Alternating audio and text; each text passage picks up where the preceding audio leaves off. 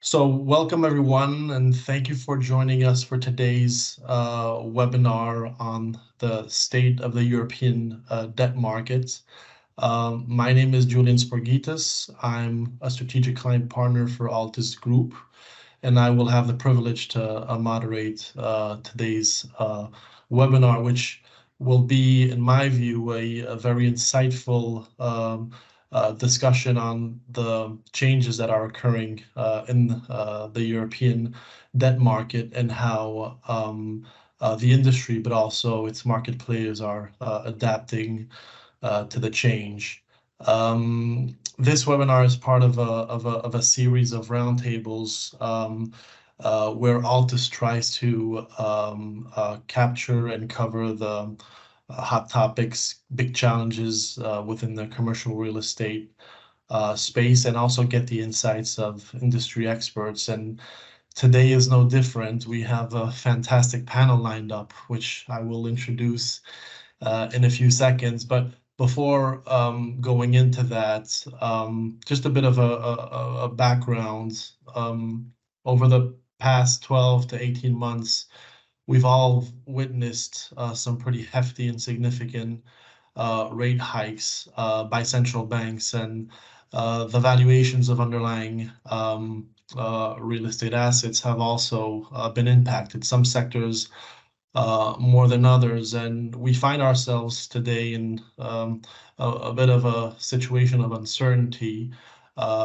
with basically investors being more on the sideline and observing whether the valuations of underlying assets are going to further adjust to the cost of capital, and as a result, transaction levels being at historical low levels year on year. And so very interesting times, and I can't really think of a better way to address those topics than speaking to industry experts who live and breathe this on a daily basis. And we are fortunate to have three of them with us on the panel today. So starting with Katja Gramat, who's head of real estate financing for BNP Ream. Then we have Carolina Wojtowicz, who's director of real estate debt for Nuveen, and then Nicholas Oblensky, who's a vice president for debt offer management at Altus Group. I do want to allow you to present yourselves, maybe taking a minute each, starting with you, Katja. Yeah, sure. So as you just said, Katja Ramata, I'm head of real estate financing for BNP Paribas Real Estate Investment Management. So my team is responsible to source the third-party debt for all the real estate investments we do in mainly continental Europe. And I myself have been, before I joined BNP in January, I have been working for a competitor also based here in Munich with a little broader international approach. So I was also responsible for financings in Northern and Southern America, as well as a little bit in Australia. And before that, I have been a banker for nearly 20 years, with the bigger part working in real estate lending. And today I represent the borrower side. Great. Thank you for that, Katja. Carolina, maybe for you. Yes, so I'm Karolina Wojtowicz. I'm a director in the real estate debt team at Nuveen. So I represent the lender side, being responsible for origination and execution of real estate debt opportunities across continental Europe and UK. Thank you, Carolina. And Nicholas? Yeah, so I'm an offer lead at Altus, and I manage I manage the portfolio performance software, which includes some of our debt capabilities. I actually joined Altus as part of an acquisition of Finance Active, and Finance Active was an expert in debt management for borrowers. Thank you. And before we get started, I did want to point out that this webinar is recorded. The participants who have registered will receive a copy of the recording.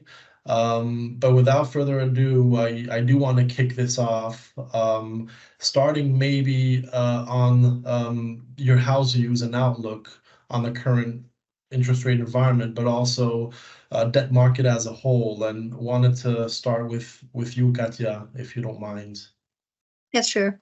So our house opinion on the interest environment is that we expect to see maybe one more upstep on the ECB rates, but that we then will have a peak with quite a period going forward where we will stay at the same range, and then it might come down a little bit already in 2025. So that's what we expect.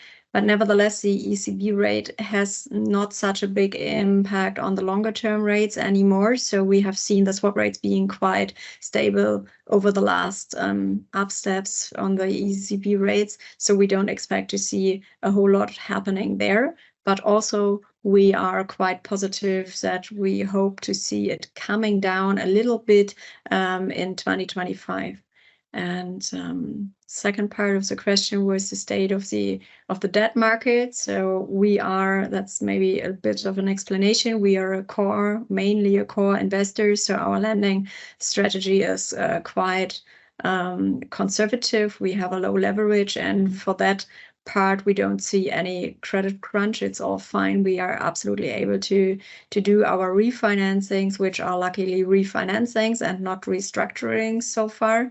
And what I think is quite positive is that banks currently, or lenders, let's say lenders, currently try to stretch themselves as far as they can to stick with the loans that they do already have and where a refinancing is needed. So they don't let you out in the dark and really help their clients to stay on board and get through this phase together.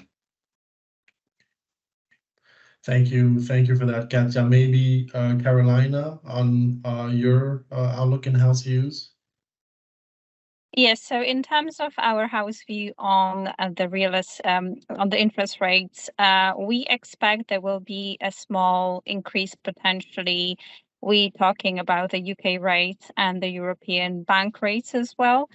However, we are very close to the top, and we would expect these rates will stay at that high level for a period of time. And as Katja mentioned, also in 2025, expecting it to be coming down slowly. However, the general consensus is it is likely the rates will stay higher for longer, and we will need to effectively adjust to the higher interest rate environment.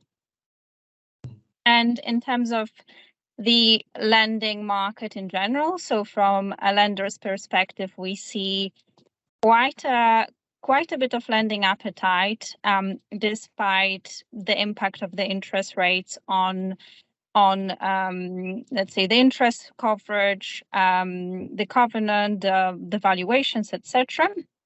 So from a real estate investor's perspective, we think that the debt is more attractive at the moment than equity, for simple reason offers best risk-adjusted return in the current environment. So there has been a lot of private equity shops that were focused on equity investments and now moving into debt, setting up the teams.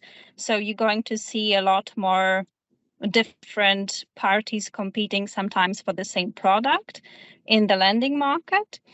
And at the same time, we see some of the senior lenders, so let's say banks, especially in the continental Europe, backtracking a little bit on the LTVs and the leverage they offering.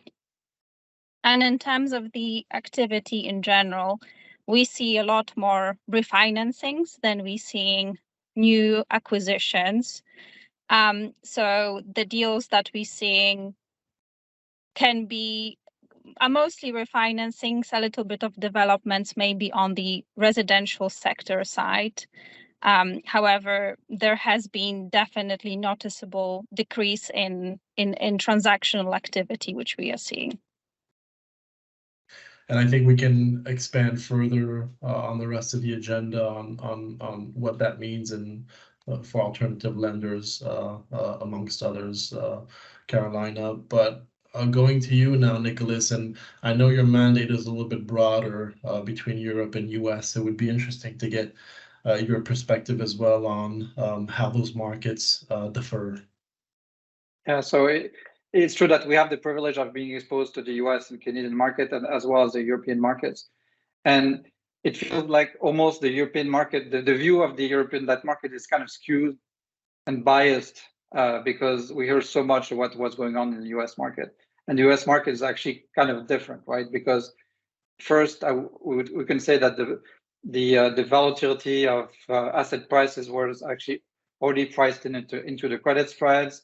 The Fed has said that they were going to maintain the rates at a high rate throughout 2024.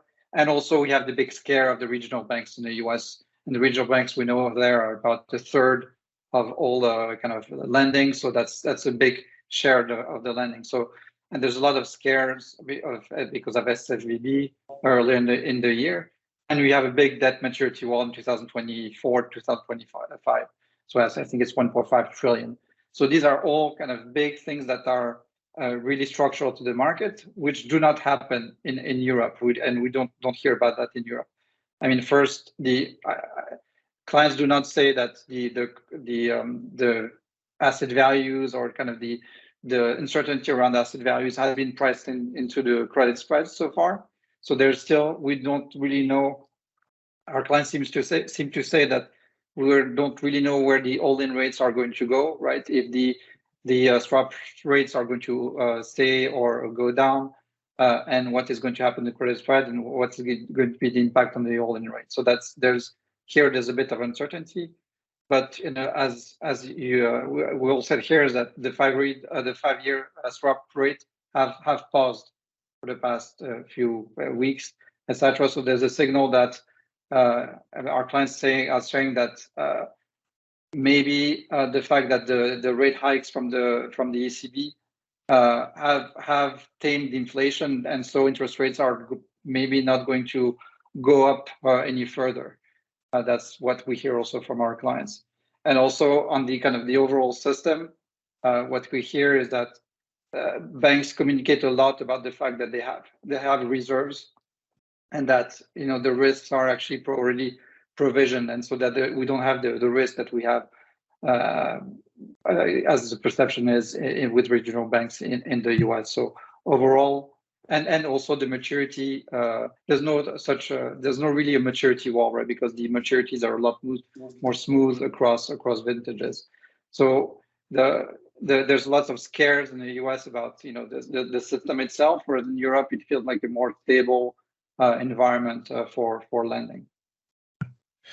Yeah, and thanks for that, Nicholas. I think this is a good segue because we kind of covered a few interesting topics, the wall of maturities, refinancing, and I want to dig into the refinancing a little bit more because this is a big topic, and we're starting to hear feedback from clients on some refinancing instances, and I wanted to get your views, Katja, and your experience so far in these refinance discussions. I mean, we heard banks, feeling comfortable they have sufficient reserves.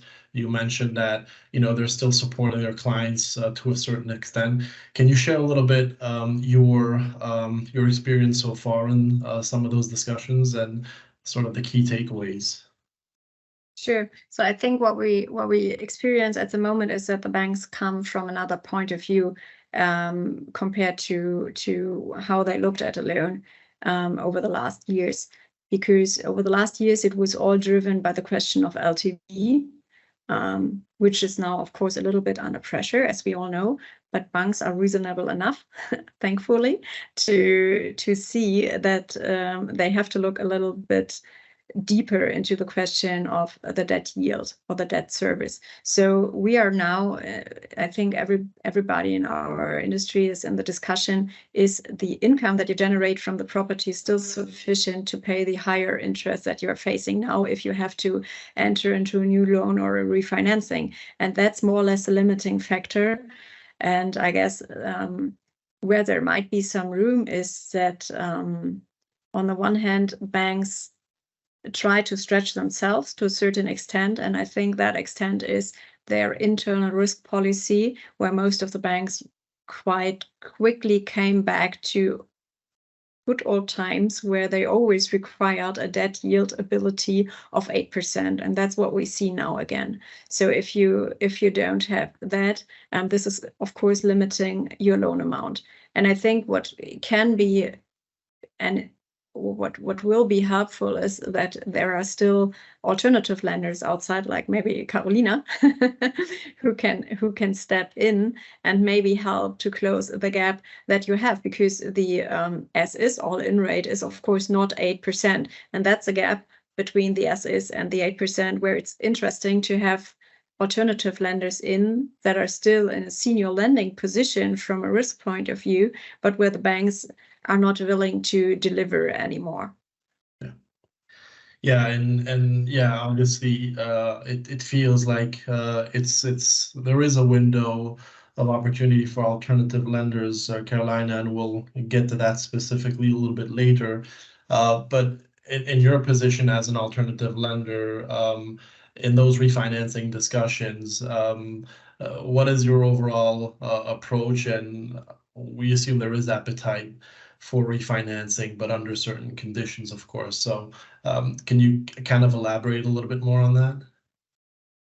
Yeah, so a lot of the deals we're looking at the moment are refinancings when we are refinancing the existing senior lender.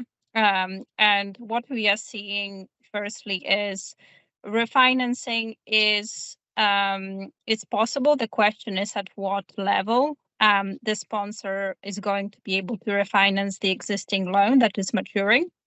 And we are coming either as a senior lender, as a mezzanine lender, or as a whole loan lender, and depending on the specifics of the exact of that transaction, we can either work to try and structure mezzanine loan to plug in the funding gap, so the seniors, as mentioned previously, seem to be starting to cap out a little bit lower. So as Katja mentioned, they would look at a certain debt yield or interest coverage and keep at that level.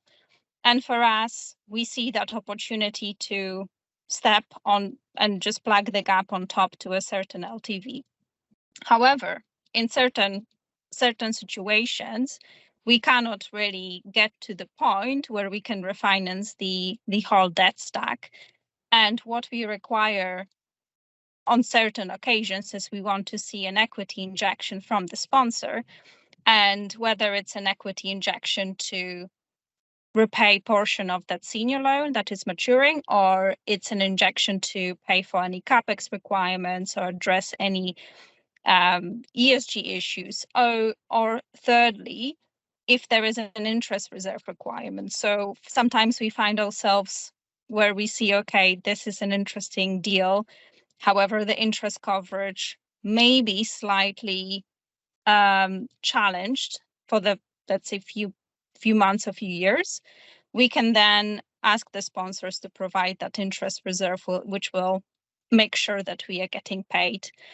So that's one part. And on the occasions where I think sponsors are unable to still find refinancing parties, we would see some lenders being quite amicable with loan extensions. So some lenders are still capable of extending the loan, maybe not for the longer term, but for a period of 1 to 2 years. And of course, then the discussion is similar. Is the sponsor able to provide that equity injection, either to prepay the loan or provide the interest reserve?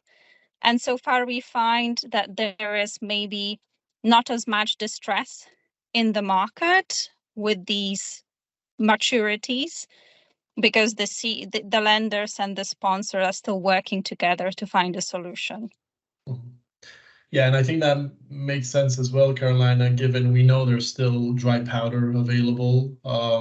And so the equity injection play is probably part of the options, and can kind of mitigate more extreme distress type of situation. So I think that's from the echoes what we see as well. And Nicholas, just I know you're quite involved with your team on some of the hedging strategies that are in play.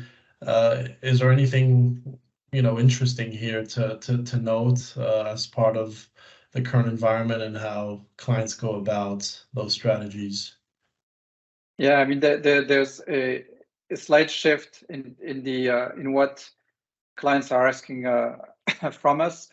Typically, we help on kind of loan by loan hedging strategies, but more and more there's requests to be advised on how we can help at the macro level to do micro hedging, because micro hedging can, if done properly, can help keep kind of the average interest rate kind of lower, right? So we do have kind of these kind of requests, and in general, so to echo what was said earlier, our window into this world is through our software, which is called Fairways Debt, which basically tracks the loans, derivatives, and does interest rate risk management. And the number of questions about how we help kind of with loan extensions and how we do that in the software, or how do we manage senior loans versus junior? These are the questions that we get a lot more often right now than you used to have 2 years ago, where the main question is, oh, how about prepayment penalties? How do I price the floor, etc. So we can see this shift in questions that we get that kind of reflect market sentiment. And indeed, the loan extensions is something that we hear about. Another thing that we actually hear about is also the kind of negotiations around covenants, like either waiving of covenants or kind of resetting the forward-looking measures on the covenants. We get a lot of questions about how to do that. So, given the number of clients who do ask for that, there's probably something that is pretty consistent across the board. But yeah, on the hedging, definitely a lot more interest in the macro hedging, because it really helps kind of manage interest rate levels. Yeah, and I think you've mentioned and you raised interesting points on technology and data, which we'll dig into a little bit later to see how much of that is present, in your client base and how it's used, and we can also maybe get feedback from Carolina and Katja as well. I'm amazed because we're almost halfway through and we haven't yet talked about ESG, which is surprising, but we were perhaps keeping all of the topics for the actual question on ESG, which is how does ESG play a role in all this, and how much of a hard requirement is this in an environment which is clearly more difficult in terms of financing. And love to get your thoughts first, Katja, and then see how Carolina addresses this more on the lending side. Okay, yeah. So I think I have to start with a little advertisement, because BNP is one of the greenest investment managers that we have, and we have quite a significant footprint on that. So ESG is our daily business here. We are pretty sure that our industry has the or is responsible for the big transformation that we have to do with all the properties all across the world, but for us, especially in Europe. And we have been in touch with a whole lot of banks on that, because most of the banks offer transformation loans and green loan labels and all of that. And we constantly deliver a whole lot of data points and documentation around all ESG matters. And I think we are still in a time where this needs to be streamlined a little bit. First of all, really from a practical point of view, ESG questionnaires are not standardized now. There are some initiatives that try to bring it together so that it's just one ESG questionnaire, one score that needs to be delivered, but we are not there yet. And for us, what is giving me a headache in this difficult time that you just referred to is we just said that sometimes refinancings are already struggling because of the risen cost of capital for the debt. And now we are asking our investors for some equity injection to come down with a loan amount. And then I go back and come with the next request, because I obviously need equity for any kind of ESG investments, because all the ESG investment we have basically needs to be out of equity if banks cannot finance it, given by the sheer number from income to debt service. And at the same time, all these requirements and all the things that we really do on the property to make it more environmental friendly, more social, more whatever, is not helping us in terms of yield. It's just being the new normal and helping us to kind of hold the standard, having it still as a property on the market where tenants want to live in, where other investors might want to buy it. And that's kind of a thing. So we are talking about a whole lot of equity that will be needed in the shorter time on the refinancings and on the ESG requirements. And that's quite an issue, because yields are out of balance in nowadays markets. Yeah, no, that's. I mean, we hear this all the time. The intensity of CapEx improvements to comply with ESG relative to the added value from a pure valuation perspective is sometimes in question and creates a level of frustration. I mean, Carolina, is for you ESG as well becoming more of a requirement? To make sure that you have an asset which has a core definition or complies with a core definition versus really driving incremental value. I mean, how do you perceive ESG as a lender, and how does ESG come into play when it comes to your activities? Yeah, so for us, we are of course one of the biggest asset managers on the equity side. So our equity team, they usually focus on investing, developing the best-in-class assets. As a lender, of course, we don't have much of ability to directly influence the day-to-day operations of the development of that best-in-class ESG. But what we can do is, when we are evaluating the opportunities, we are assessing the deals that are coming through. What we're trying to understand is how the asset that we are looking at compares with the competition, how future-proof it is, how will it compete in the short to medium to long term with other properties, other portfolios on the market, whether it's competing for the right type of occupiers or competing for investors once the asset is going to be sold. So this is for us increasingly something that we consider and we assess at the stage of underwriting and origination of opportunities. And we are also growing our green lending platform. So we have a green lending framework where we sometimes can offer certain loan pricing advantages if the asset is, for example, ESG certified to a certain extent. So that way we actually can make it more attractive for the borrowers to seek certain ESG certification in exchange of that, let's say, improved pricing on the loan. So interesting. So it can be financed or refinanced at attractive conditions, not necessarily a factor of equity injection. I guess it's on a case-by-case basis that these things are decided. And maybe Nicholas, from your perspective on the ESG front, any comments? I mean, does ESG financing necessarily come at a cheaper cost for those putting in the investments, or any comments on that?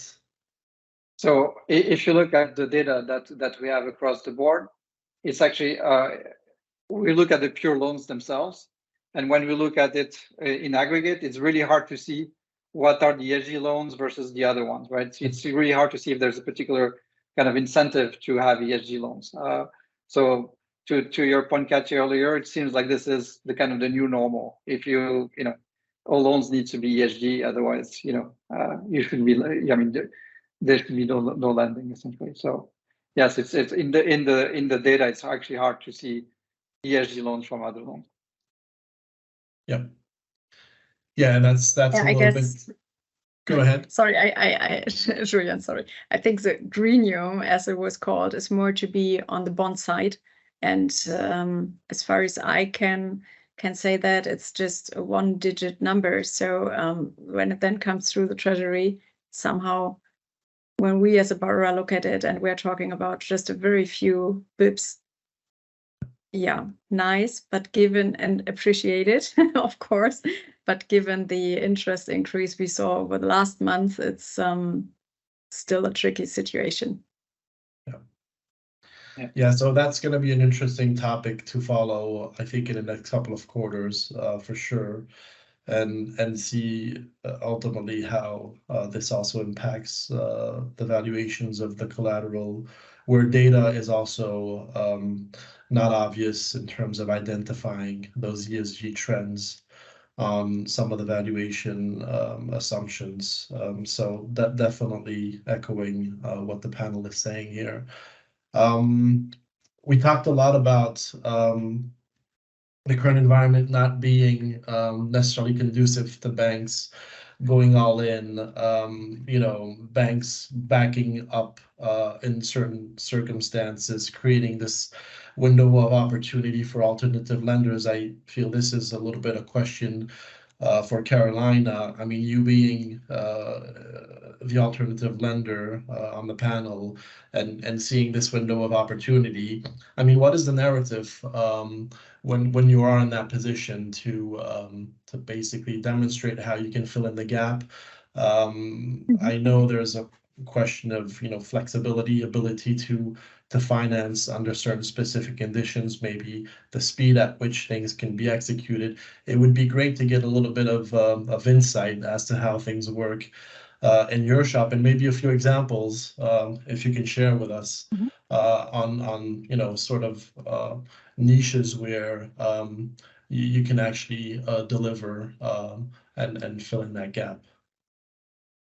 Yes, so firstly, to address your point around the funding gap, yes, we seeing opportunities for alternative lenders to be the ones flagging that gap, where the senior lender is unable to match the financing ask, for example. And there is also the proposition we're trying to make. We can be a little bit more flexible, so we can take a look at the asset and the potential of the asset, let's say, to stabilize over short to medium term, offer slightly more flexible, more advantageous terms in terms of the covenant testing, interest reserve, be a bit more flexible in terms of the loan term, maybe offering slightly shorter term product. We also offer fixed rate loans, which have been quite attractive for the borrowers, simply because there is no requirement to hedge these loans. So it saves our borrowers quite a little bit of hedging costs. So we've seen some sponsors explicitly saying that's actually a great, very competitive proposition for them. And in terms of the type of the loan that we seeing, there is much more opportunity for mezzanine and mezzanine lenders at the moment. So around 2-3 years ago, you would see lenders doing the entire whole loan themselves, and the mezzanine lenders being a little bit less, I would say, active in the market. And right now, I feel mezzanine lenders are becoming more and more active, actually being a bit more competitive as they actually are able to plug the gap. And in terms of sector-specific opportunities, we're seeing, for example, to a certain extent, certain retail assets being quite attractive because you can lend there at quite an attractive low leverage level, and the debt yield tends to be attractive in double digits. So as an alternative lender, you can get a good risk-adjusted return because other lenders, senior banks, are not really interested in funding that particular sector yet. So surprisingly, a lot of the deals we're looking at are quite competitive, and we trying to leverage our relationships to originate these different opportunities in the current market. Great. Thank you for that insight, Carolina. And then maybe bouncing back to you, Katja, as a core investor, probably more accustomed working with traditional lenders, senior lenders.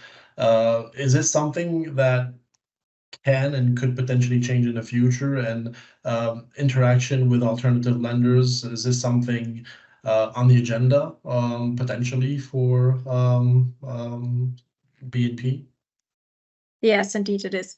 As I just said, I mean, the normal banks or core banks quite tightened their risk policy. And that might even lead to a situation where our core investments are struggled a little bit on the financing side. And I am already in touch with different alternative lenders. I mean, Expo is just a few weeks behind us. So there were talks to figure out what numbers we could expect if we talk to these participants in the market. So it's definitely on the agenda for, I guess, the one or the other financing. But for us, as you just said, as a core lender, it won't be the main group of lenders, to be honest. Okay. Okay, so interesting thing to follow as well as markets evolve. It'll be interesting to see how that plays out as well. So I'm kind of looking at the agenda, and I think the last sort of point we had was more around how volatility is managed from both an interest rate, but also the collateral. And I think the best placed here is really Nicholas with his experience as an advisor and his capacity as advisor to different clients. We know, Nicholas, that interest rate volatility is high on the agenda, but then being able to monitor, movements in the collateral and this, pretty uncertain environment and the different assumptions that, underlie sensitivity and scenarios. We know that technology and data are becoming important. Could you give us a little bit of your views on what you see and how that tech adoption is picking up? It would be interesting for you maybe to start, and then we can get feedback from Carolina and Katja. Yeah, sure. So indeed, we do get a lot of requests. Probably the uncertainty around the market, gives people require lots of kind of transparency. They want to know where the market is, and so because we're kind of in the middle, we have a view and we have some of the data.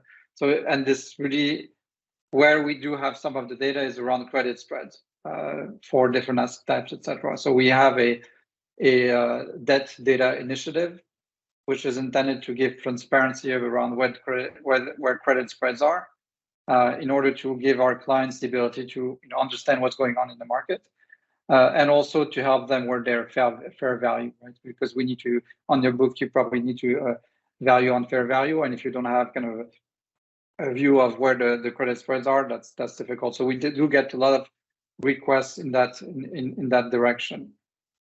Also, what where we can help our clients is kind of on scenario analysis in these uncertain times.